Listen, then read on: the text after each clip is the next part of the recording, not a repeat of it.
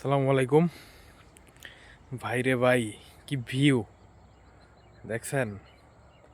আসলে আমরা যারা সকালে উঠি না ঘুম থেকে, 9টা-10টায় উঠি, তারা মূলত অনেক কিছুই মিস করে যায়। এই দেখেন সকালের পরিবেশ। তো আজকে একটা জরুরি কাজে আসছি এক জায়গায়। দেখছেন নাকি অবস্থা? এই দেখেন, মূলত ও মাছ ধরতেছে। ওই আপনার কি বলে এটারে, বাইরে উড়াইতেছে। চাই পাইতে রাখে না, এগুলো তুলতেছে। এইখান থেকে একজন একটু আগে নিয়ে গেল, দেখলাম অনেকগুলো কই মাছ দিয়ে। আরেকজন আছে এইখানে। তো সকালবেলা ঘুম থেকে উঠে আইসা মনে করেন যে মাছ পায়, এটা দিয়ে সারাদিনের তরকারি, ভাজি টাজি, সারাদিনের খাবার চলে যায়।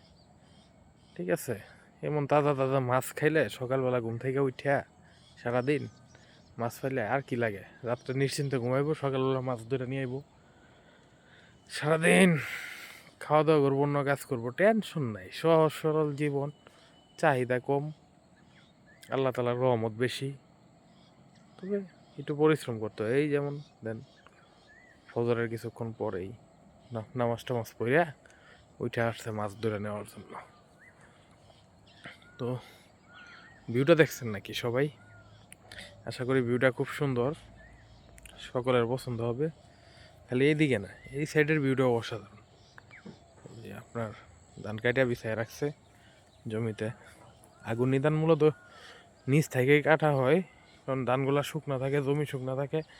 যতটুকু সম্ভব খড় সংগ্রহ করা গরুর জন্য।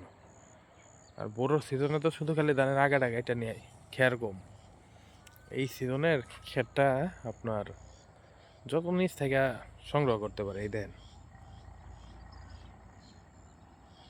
দেখছেন, যত নিচ থেকে খড়টা সংগ্রহ করতে পারে। অবশ্য এটা আমার এক মামার বাড়ি, সালে মামা। বাড়িতে নাই, চলে গেছে বাড়ি থেকে। ওই সাইডের ভিউটা আরো অস্থির, আরো অস্থির। সকালবেলা না উঠলে আসলে ঘুম থেকে এই প্রকৃতির রূপ লীলা, রঙ্গলীলা, ববলীলা, ওই দেন বক গাছের আগায়, দেন কি বড় বড় বক। সরি, আমি কোনটা রাইখা কোনটা দেয় আমার নিজেরই মাথা মোতা খারাপ হয়ে গেছে। এই দেখছেন বক সকালবেলা, কি সুন্দর বক দুইটা।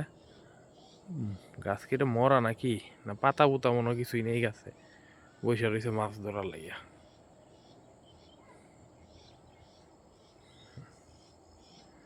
তো সবাই ভালো থাকবেন আশা করি। ঠিক আছে, আসসালামু আলাইকুম।